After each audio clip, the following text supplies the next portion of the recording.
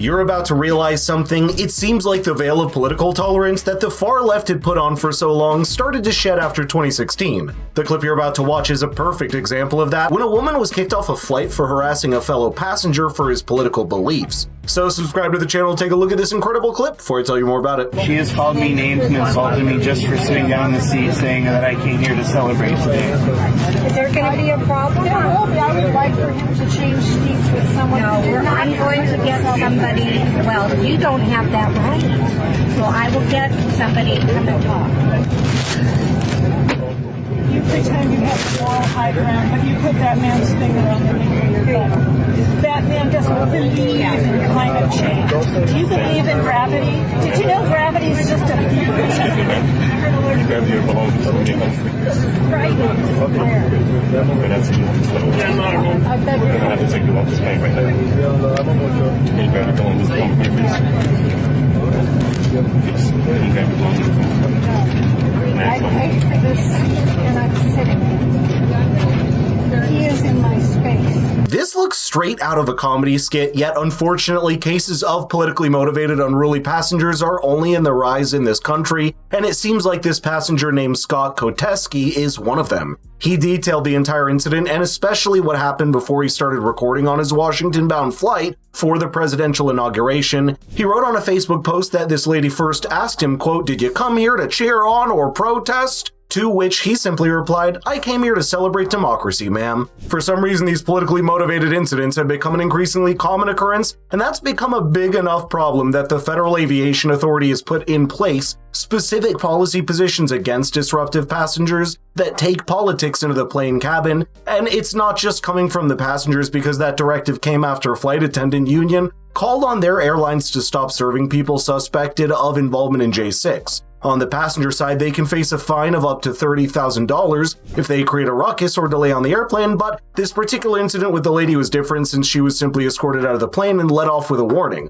But what's crazy is that reportedly this barrage of political insults started as soon as the passengers started boarding, and a full 2 minutes of it had already happened before people started recording. And did you notice how straightforward the cabin crew were in telling her she didn't simply have the right to switch seats? We saw that similar attitude carry over when she was asked to finally leave, despite some resistance from her husband. She's causing hostilities.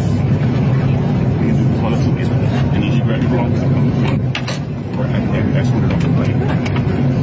Transportation police. I'm going home. My mother-in-law, his mother, died.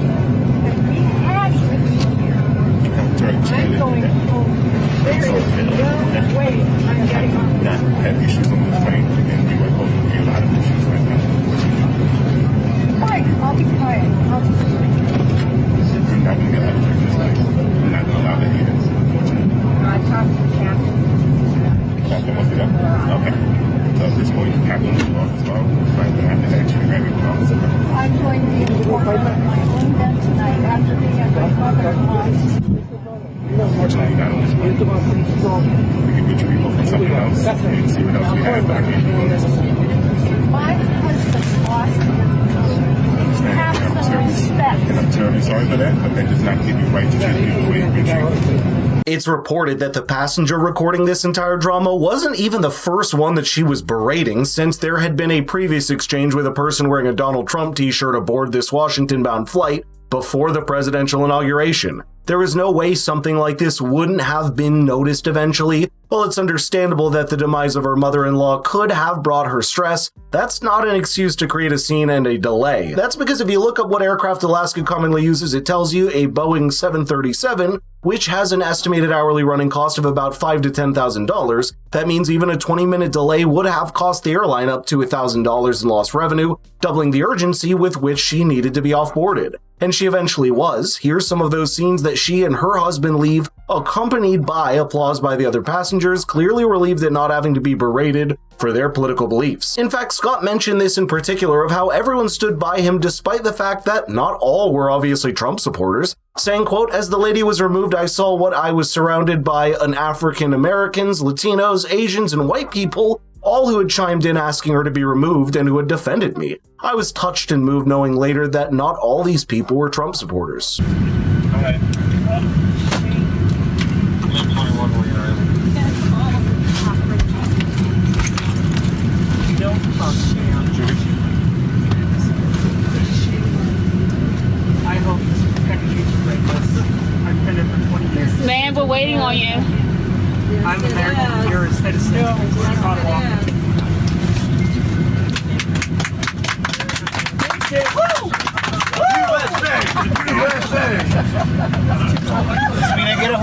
myself. You earned it.